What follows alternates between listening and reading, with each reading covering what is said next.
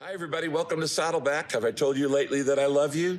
I've been on an international trip, and I'm coming back home actually today. First place I went was to Illuminations, which was the 10 major Bible translation companies in the world. And they met together, and they had me speak to a group of donors, and we raised over $32 million for Bible translation at that first event. So we can thank God for that. It was a big deal to get the Bible into new languages.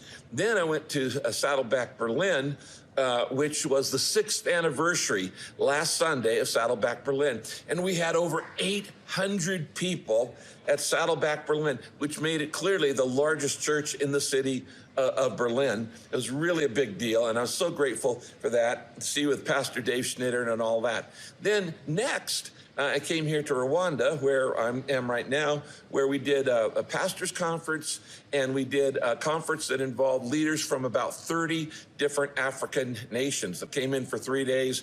I've spoken for the last 3 days there, and now I'm on my way back home. Now, this next weekend, we start the new series on the life of Jonah. And I've got 4 messages in a row that I'm going to be teaching in the month of November on how to know God's calling for your life and how to fulfill your calling in life based on the book of Jonah. It's going to be a great, great series.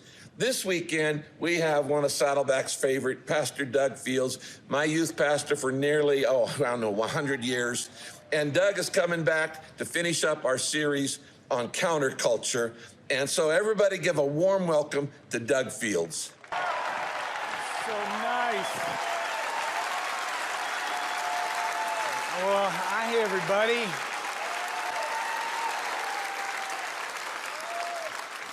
That is so nice of you. You even remember me. I told my kids, I've been gone so long, I don't know if anybody remember me. I came here, those of you that don't know, I came here when I was 29 years old. I worked here for almost 20 years. I've been gone for about 9. It's been that long. And math is impossible, so that makes me about 42 years old, something like that. But when I was here, I actually had an illness that I didn't talk about a lot. It's been given a new name. And I've been diagnosed with something called rhythmic impairment. And rhythmic impairment means this, that you can't clap and sing at the same time, okay? And so in the 90s, we used to clap at every song was a clapping song. And so it was a struggle. Like some of you that don't have rhythmic impairment, because it affects like 1 in 10,000 people, okay? Just watch this. You can't clap and sing at the same time. Raise your hand. Let me see. No matter where you are, raise your hand. It's not very many of us. Look, okay? And so the rest of you, you walk into church with this like, oh, it's going to be so great. I can't wait to sing. I can't wait to worship. And we walk in like, it is just no fun. These people that raise their hand, leave them alone. We also don't dance at weddings because people call 911, think we're having a seizure, and a whole bit. I recently got back from Africa, and in Africa, they have 3 to 4 hour services that are pretty much all clapping and singing. So it's nice to be here at Saddleback, which feels like home to me, and you only clapped at one song. So I feel like you're moving more into God's will, which is great. But we were in Kenya visiting. My daughter has a ministry to street children. Those that live on the street, they're abandoned, they have no family, they stay alive basically by sniffing glue to numb their hunger and to keep them from being cold. And my daughter has found 25 of these boys who are in like the teenage range, which are often the most difficult to rehabilitate. And she's got these boys connected to a church. She's got them in a loving family, and she's got them educated. And what was interesting about these boys, these Kenyan boys, they are actually very much like American teenagers with one noticeable difference. And the noticeable difference is that they did not have a phone. None of them own a phone. And they weren't antisocial. They weren't off in the corner with their head down. They were playing and laughing and engaging and playing Uno and Go Fish. And it was super heartwarming. And we went into a slum And when we got into the slum, we saw these children, and these children had the most endearing smiles you'd ever seen. And not only did they have endearing smiles, they actually had these very primitive and homemade toys that were just so, interesting to me. Now, they had seen a phone before, but they were pretty enamored with my ability to show them how slow motion works when they were running, and were pretty, enamored by that feature. And the reason I share this experience with you is because we're in this series on countercultural.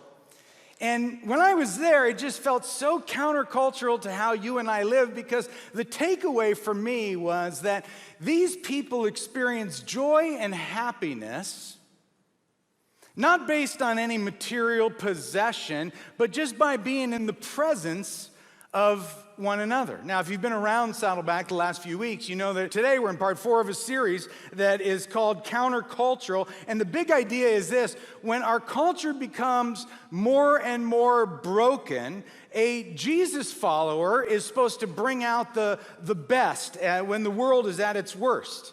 See, rather than you and I fit in to be like culture, what becomes attractive is when something is seen as totally different. And I think, and this is why I'm here, I think that that's something different, something that's really compelling, something that's really attractive, something that's really needed in today's world, is that when people are together, they're present with one another. And this is more difficult than we might actually believe. See, while we were in Kenya, we visited this grandmother's, it's technically a house, but for us it would be more like a shed. It was about 12 by 12. It was made out of hay and cow dung. There was no electricity in it. We sat on kind of this makeshift furniture, which was really wood with fabric over it. And we shared with this sweet elderly grandma for a couple hours. And as we were leaving, she had just her smile was beaming. She had tears in her eyes. And she said, "Will you come back tomorrow when you can stay longer?" And I'm thinking, we were there for 2 hours.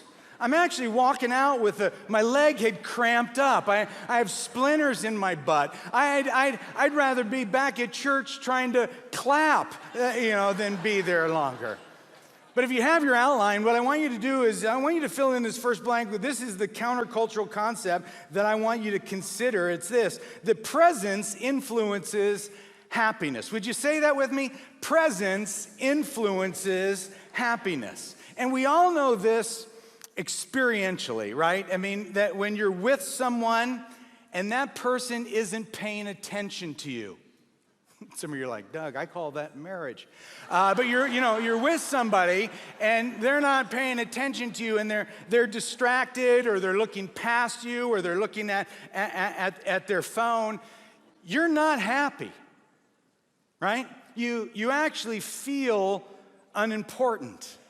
I was reflecting to a conversation I had on this property several years ago with another pastor friend. This pastor is no longer on staff, but he was my boss at the time. And we were having this kind of a serious conversation, but he kept looking over my shoulder. And I'm staying engaged in the conversation, but I could tell he was half on me and half on something behind me. So finally I turn around, and there was a hot dog cart.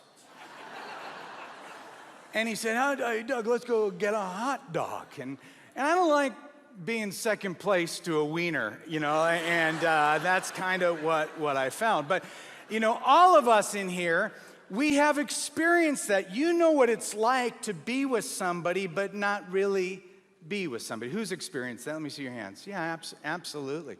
There's some really interesting and compelling research that is coming out of Cornell University that is able to quantify what you and I know intuitively. See, they've done some amazing research about how presence actually influences happiness. And I'll skip all the boring part of the research and just get right to the part where they test people with chocolate, okay? you have my attention, I'm in, all right? So what they did is they brought all these people in at different times individually. They told them that all these little slices of chocolate were all different types and all rare types of chocolate, and they asked them to evaluate each slice of chocolate. But the truth was, the chocolate was all the same. It was all from the same bar. They didn't know that, but what they did, the researchers then, sometimes they paid attention to the subject and they were really engaged with them and present. And at other times, they were kind of walking away, writing on a clipboard, looking down at their phone. And every time the researcher was present with the person, they evaluated the chocolate high. Every time the person was distracted or looking away, they gave the chocolate lower rates. So the takeaway is that presence actually amplifies an experience. And I don't have to tell you that. We learn this at an early age. I can remember one time standing right down here after a church service, talking to somebody, and my son, who was maybe like 3 at the time, was right over there, and maybe 4, there was a bulletin on the ground, a church bulletin, and he was doing this. He was jumping over the church bulletin. And I'm talking to this person, he goes, Dad, hey, Dad, watch this, Dad. Okay.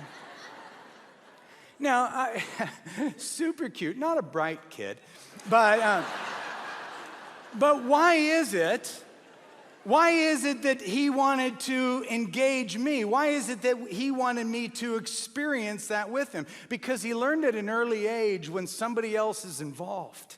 It's just way more delightful.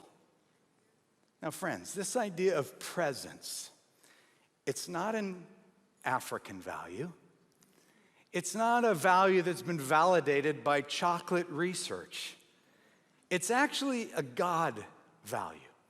Presence actually has deep theological roots. I mean, think about it. It was God's presence that created this whole cosmos, this world that we live in. And then God wanted to be with us so much, he wanted to be present with us. What does he do? God comes in the form of Jesus. We know this is the incarnation. Look at your notes, they're up on the screen. John 1:14. So the Word, meaning Jesus, became human and made his what? Home among us. Then, after the God-man Jesus walks on the earth, he has this ministry that we now follow, and he dies and resurrected, and he leaves us a promise. The promise of his what? Yeah, his spirit or presence, both would be correct. Okay, his spirit or his presence. And look at Ephesians 3:16-17. It says, I pray that from his glorious unlimited resources, he will empower you with inner strength through his spirit. Then Christ will make his what? Home. There it is. His home in your hearts as you trust in him. Now, friends, you can't be much more present than living within. That God making his home in our lives is one of the greatest biblical promises that we have. So if presence is actually a God value, the logic then becomes, well, then shouldn't it be an us value as well? Shouldn't we place the importance of presence in our life? And now some of you may be going, okay, well, yeah, but I don't see how that's countercultural. I mean, I'm present with people all the time. Okay, good for you, Spanky.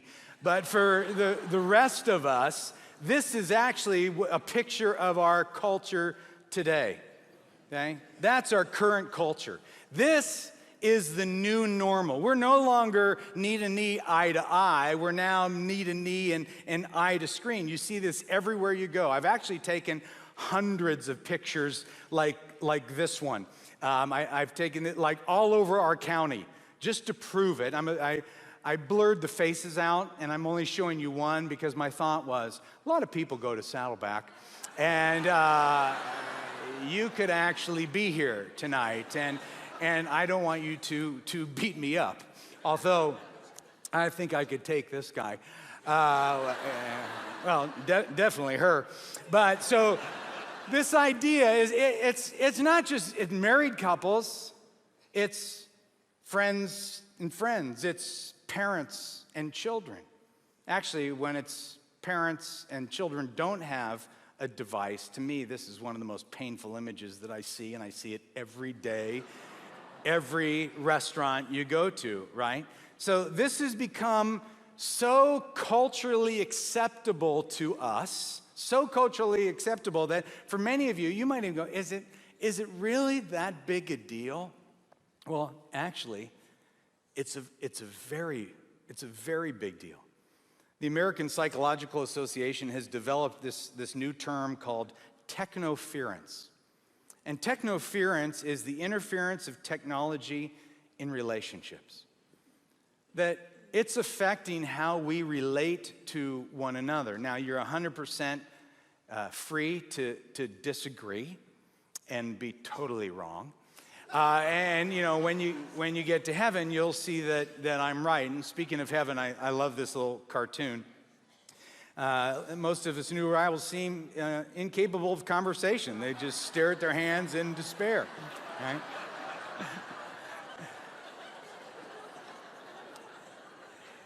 It was just 12 years ago that we became enamored with this little device. And it's like we took a nap, and we woke up from this nap, and now all of a sudden we have a culture and a condition that has created higher levels of isolation than ever before. I mean, every single day there's a new study coming out connecting phone use to growing levels of depression and loneliness. It was just 12 years ago, in 2007, Steve Jobs was introducing the smartphone. He said this: every once in a while, a revolutionary product comes along that changes everything. I don't think he had any idea of how true that statement would be. I'm just curious, I'm doing a little survey. How many of you have one of Steve's phones, the Apple? Let me see, okay? How many of you have one of the other lesser versions, okay? Yeah, definitely the minority. But for those of those of you that have Androids, be careful where you're sitting because they've been known to explode. So be very very careful here. But you know, here's the deal: it's so little. I mean, it weighs less than 5 ounces. It's so small, yet it's so big in its impact of keeping you and I from actually being present with one another. See, here's my thought, is that when we're so connected out there, that we actually become disconnected right here. Does that make sense? Okay. And so, you know, I'm curious, how many of you actually think this is like a real issue? This is a real issue. Let me see. Yeah. I am not needing to convince you. And by the way, it's not a millennial or a Gen Z issue. This is an old person issue as well. And for those of you who prefer to live in the land of it's not that big a deal, let me just tell you, the same people that make these devices are now coming out with ways for us to monitor its usage. Now, if you think about it, that's the equivalent of cigarette companies putting cancer warnings on their labels. This is a big deal. Last year, Apple's CEO revealed the newest operating system would now focus on how much time people are actually spending on their phone. Or as my wife joked, you know, they sold us a bomb, and now they're teaching us to dismantle it. Because you raised your hand quickly because you know this bomb, it's blowing up attention spans. It's blowing up memory and creativity and stress and exercise and sleep and relationships. And a couple months ago, Pastor Rick gave an excellent message on digital distractions.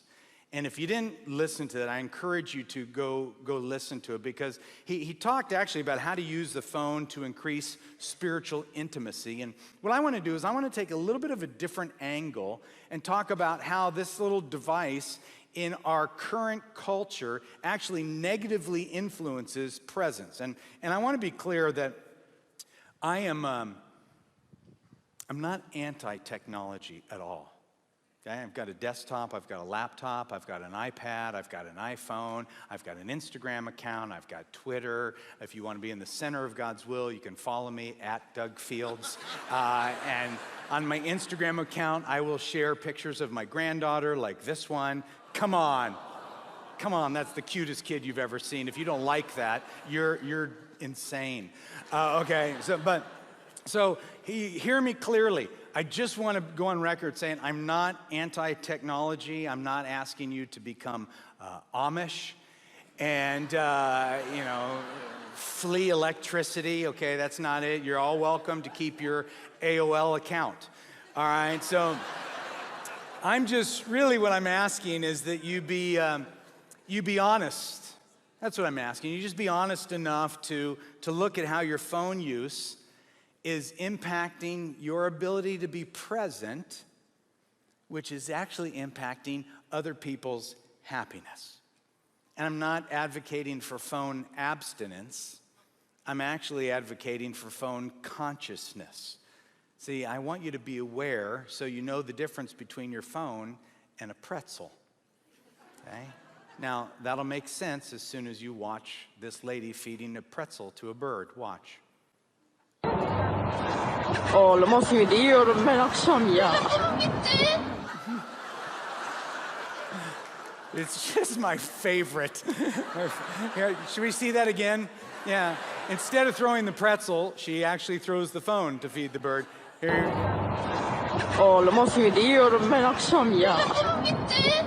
Yeah. I don't know what she's saying, but it can't be good. So here's the reality. Without you and I thinking, without us thinking about it, what actually happens is we just become like our culture. Okay? In Romans 12:2, Pastor Rick told me ahead of time that this is the theme verse of this series. It says, "Don't be so conformed to culture that you fit into it without thinking. Instead, let God transform you by changing the way you think." Don't be so conformed that you fit in without thinking. I'm just asking you to think. And I realize some of you in here, you're not so sure you want God to transform the way you think. Maybe some of you are here, you've been invited by a friend, you're checking out this whole God thing, you're dating somebody and they're forcing you to be here. You're sincerely investigating Jesus. And if that's true, I just want to let you know I'm thrilled that you're here. I really am thrilled that you're here. I don't think this is a Christian versus a non-Christian issue. I actually think this is a relational issue. Okay, it's a relational issue. Basically, is smartphones are making us dumb in relationships. Watch this.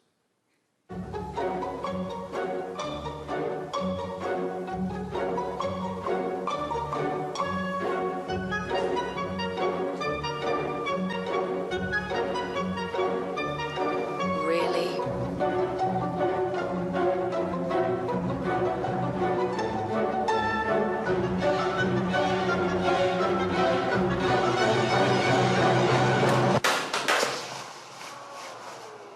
Really?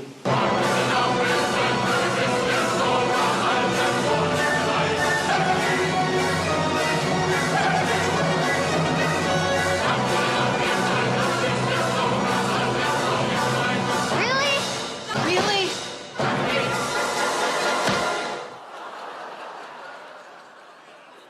Really?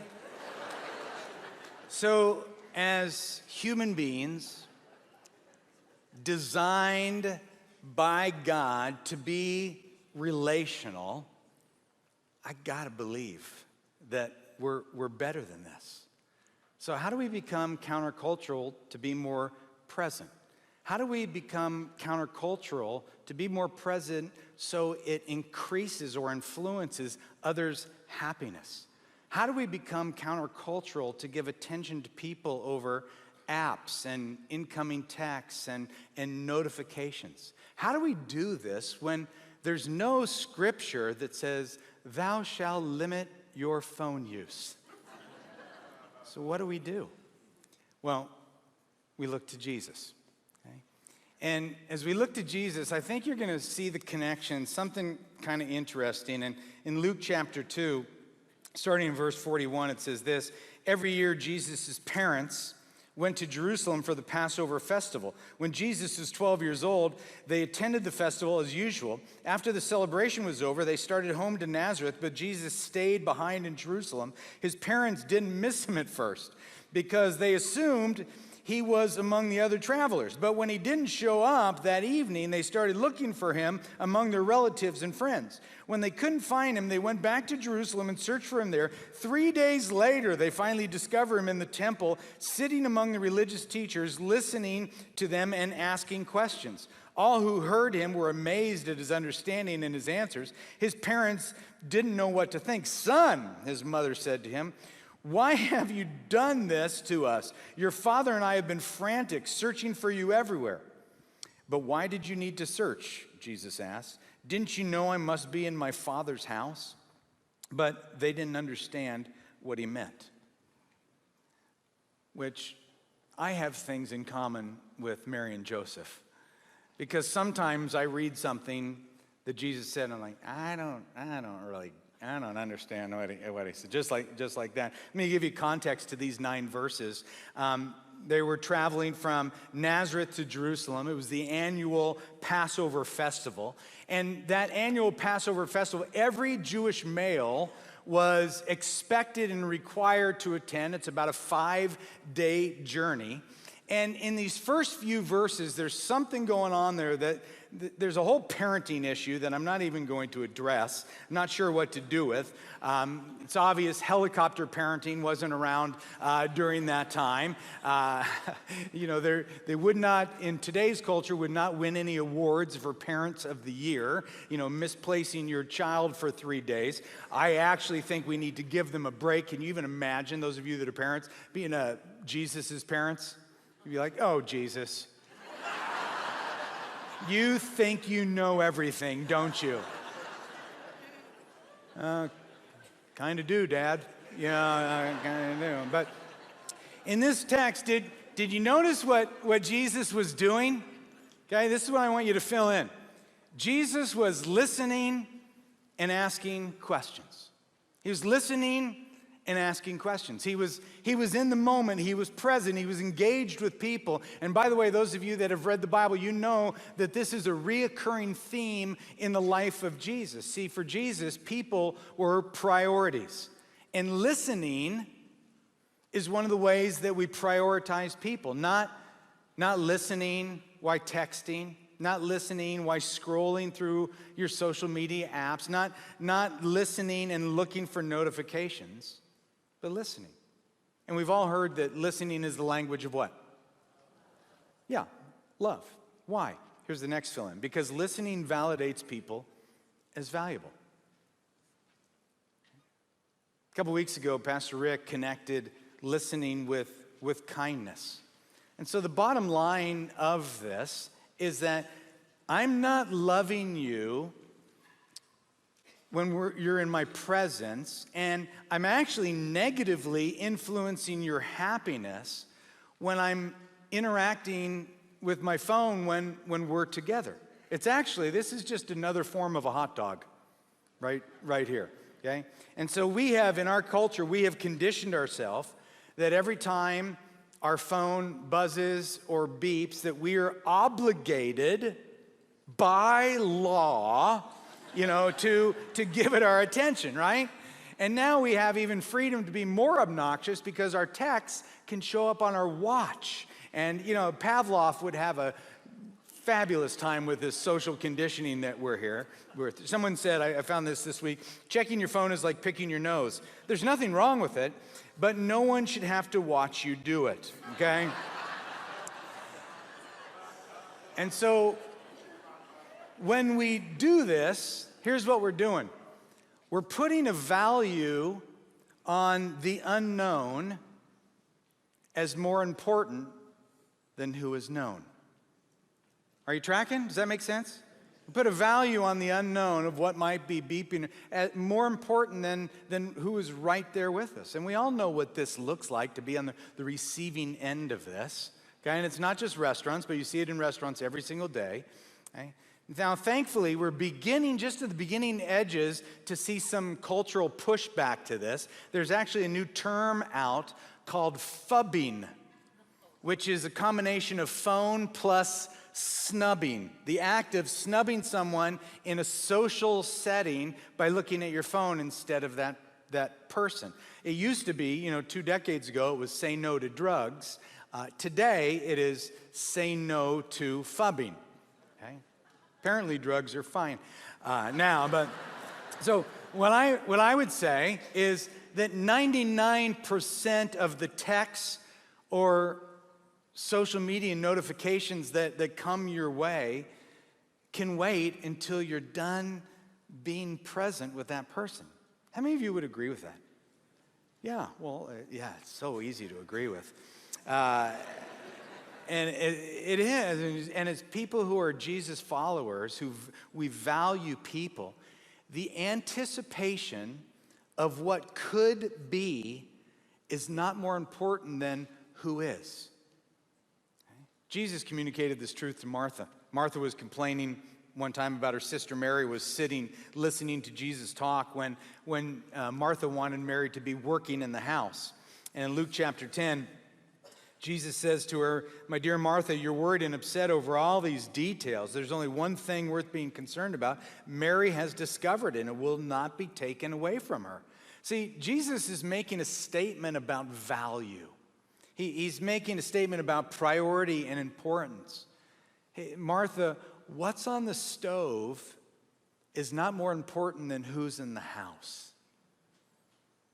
Friends, what's in your pocket or in your purse is not more important than who's in your presence. Okay. Now, earlier we saw that Jesus was listening and asking questions, and here's what's wild to me. Jesus actually had no reason to ask questions. I mean, think about it. Jesus had no reason to ask questions. Why? Tell me. He knew he was God. Okay, he was God. You're not surprising him. But Jesus understood. I mean, here's what we know about him. In John 2, it says, no one needed to tell him about human nature, for he knew what was in each person's heart. But Jesus obviously understood that questions communicate concern. Okay? You want to love people? You want to increase their happiness?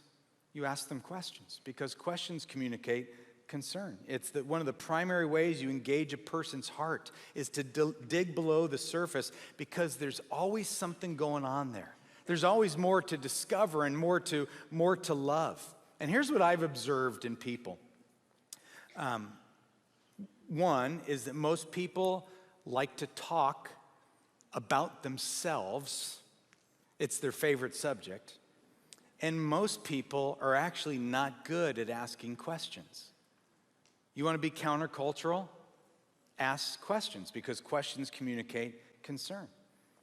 I've been doing a lot of marriage type stuff, speaking and writing and different things about marriages. And one of the reasons that we have one of the highest divorce rates in the country, at about 71% in Orange County, is that, and a lot of people that are staying together have what I would call average or below average marriages. And one of the reasons is because you've stopped asking engaging questions of your spouse, other than, what did you do today? Your spouse, your partner has new dreams and ideas and hopes and fears and desires, and your job is to uncover them as opposed to assuming that you know them. And if you're a parent, your presence matters so much to your kids. Your child is changing every single day, and you are loving them with your interest. You're loving them with your questions. Grandparents, the same way. And it's not just being physically present at the house. It's being free of distractions. Yeah, I was telling my daughter this, who had our granddaughter about 1.5 years ago. You only have 936 weeks from the time she's born until she graduates high school. 936 weeks. Minutes matter. So you ask questions. Now remember when Jesus is at the temple, the parents find him and they're frustrated, and Jesus says, I don't know what you're all concerned about. And he said, he says, I must be in my Father's house. Now, I like the New King James Version, and this is what I want you to see here. What he says is this: did you not know I must be about my Father's what? Isn't that good? See, friends, this is what I'm getting at, is I actually think listening and asking questions is our Father's business. And if we're going to be countercultural in a world that does none of that, we have to become excellent at listening and asking questions. I want to get better at this, and I want this for you too. I'm just curious, how many of you would say you'd like to learn to be more present? Any of you? Okay. How about you came with somebody who needs to be more present? Let me see that one. Okay. Yeah. And see if I could start some fights when I'm back. Okay. So let's kind of transition a little bit to the practical. Let me just tell you what I've been thinking about for a while. Here we'll start here with number one is you need to, if you want to be about your Father's business and listen and ask questions and be countercultural, you evaluate your why. Evaluate your why. Take a little time to ask the significant why question. More specifically, why do you reach for your phone?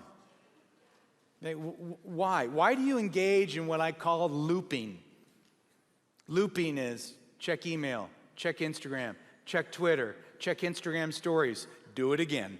Okay, Snapchat, whatever it is, that's looping. Why do you do that? Now, when you talk to most people, here's what they say: is I'm bored, or I just want a fun distraction. Okay? You dig a little deeper, what we realize, I think, is that most of us, we don't like to be still. Because stillness is synonymous with boredom, and phones make it super easy for us to not ever be alone with our thoughts. And if you've been around the church environment for a while, and many of you have, we know in Psalm 46, it says, be what? Still. Not just be still, but be still and know that I am God. See, if you are a follower of Jesus, can I tell you that stillness is a virtue? Stillness is food to strengthen your faith. It's big. Those of you that are parents, I wrote a little workbook called Parenting in a Screen-Saturated Culture. And the very beginning of the workbook is just to face, for parents, you have to face your own why here, because we can't expect children to be discerning in an area where parents are not. Okay? So we have to just kind of hold up the mirror and say, why? Why do we reach for this? Why can't I just be alone in my thoughts? Why do I have to be distracted all the time? It's not pleasant when we get there.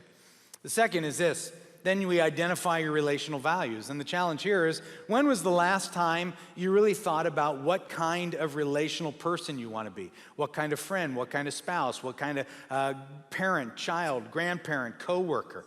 And actually articulate it and write it down. What kind of legacy do you want to leave?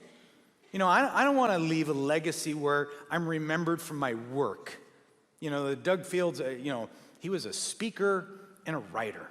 Okay? I don't want to be remembered. I mean, look, people don't read my books while I'm alive. They're not going to read them when I'm dead, so I don't have a lot to worry about. But I want to be remembered by loving Kathy well, my children well, my friends well. And I think you want the same for you. So, write it down, articulate it, because watch this.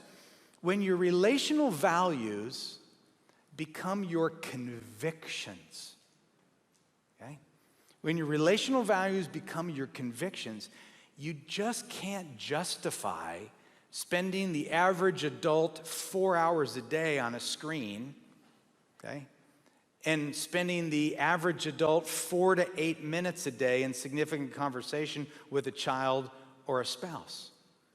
That for many of us, we are exchanging too much time to lifeless values. My fear is that you might be so busy connecting to the entire world when your entire world is sitting right there, wanting to connect. Okay. So identify your relational values. 3 is power down occasionally. Okay. Key word there, I just need to say occasionally. For some of you, you would not be able to make it otherwise. You'd be like, oh, I'd rather tithe more. No, so just occasionally. Last year, the American Psychological Stress Report said 75% of American adults, so this is the American Psychological Stress Report, okay, a condition of stress in our culture. 75% of American adults agree that periodically unplugging or taking a digital detox would be good for their mental health. And yet less than 25% have actually done it. The mental health world has actually developed coined a new phobia called nomophobia, which is no mobile, the fear of going without a mobile. And apparently in our culture, 50% of us have nomophobia. Now, think about that, 50%. That's all of you, okay? That's all of you that are afraid to go through life, not us. Over here, this is you, okay? You're afraid to go through life without your phone. The rest of you, you're doing fine, okay? But, you know, to power down occasionally. And typically, we don't chuckle at addictions, but for some reason, people will admit that they're nomophobic. They're like, oh, well, at least I'm not a drug addict or an alcoholic or into porn. I just love my phone, okay? Well, I know, I get it. I like mine a lot too. But when you power down occasionally, it's good for your heart. It's good for your soul. It's good for your mind. It's good for your faith. And it's great for relationships. So if you want some suggestions, here they are. Here's where to power down occasionally. 1, at church. Okay? Try your power button. See how it works. Okay? Okay, at church. 2 would be at the table when other people are there. 3 might be before bed. Don't take it into your bedroom or bed. Just shut it down. 4, in the car. Some of you ladies, you complain that your husband or boyfriend, they don't talk to you. And then when you're driving in the car, while he's driving, you're texting or checking Facebook. That is the best time to engage a man in conversation. You know why? He doesn't have to look at you, all right? He doesn't have to feel your guilt. Guys will tell you this. No, I'd rather talk in the car because I got to just keep, because the guilt goes way down, okay? You think I'm making that up. I'm not making that up. That's true. I actually just finished a book called To Have and to Hold, Strengthening Your Marriage in a Phone-Obsessed Culture. And here's what I've done, is I've taken the habits that we fall in love with our phone, and I said, what if we did those in our marriage? I mean, think about it. What do we do with our phone? We pay attention to it first thing in the morning. Would that work in marriage? We touch it a lot, okay? We spend money on it. We take it to private places. I mean, there are so many things we do with our phone that it could help your marriage. Now, finally, is you want to be about your Father's business, and you're going to figure this out. You're not just going to go, oh, that was good. I know it's a good message for somebody else. Is you figure out how do you install speed bumps. Now, what is a speed bump? We all know what a speed bump is. It's a small obstacle that is intended to slow you down, right? Now, what if you apply that principle to your phone? I actually have a friend who has a phone jail, and in his kitchen, this is their speed bump. And so they get home and they put it in the jail. Now, I know that my phone can rob me of listening. My phone can rob me of asking questions. My phone could rob me of validating people. My phone can rob me of increasing other people's happiness.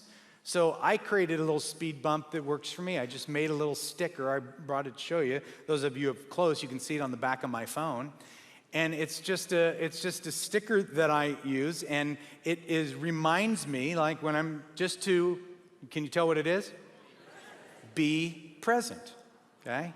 Yeah, I know, it's cute. Some of you are like, bumble gift? I don't know, like stinger package, buzz box. I mean, I realize it can go a lot of different ways, but for a relationship to win, okay? For a relationship to win, for people to feel valued, for happiness to increase, presence and tension are required.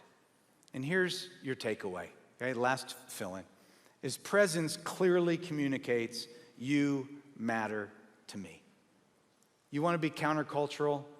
There it is. This is what our world needs. Our world needs to feel like they matter. Because here's what I found. When people matter to you, here's what you do. You treat them different. When they matter to you, you extend grace more freely. When people matter to you, you love them deeper. And as a result of that presence, they become happier and they actually become more alive. But every time I'm with somebody, and for whatever reason I'm here, this is communicating, this is more important to me right now than you are. And that's not the Jesus way. Friends, it may be culturally acceptable to do all this, but culture's not our model. Okay, Jesus is. And Jesus valued people with his time, with his words, with his attention, with his love, with his compassion. And in doing so, he communicated, you matter to me. So really, to sum up this whole 4-week series, to be countercultural is to be like Jesus. And to be like Jesus is to be present with people. I want to be more like Jesus. I want that for you too. So this week, let's be about our Father's business, okay? You ready for that? Yeah, so Jesus, that is our prayer.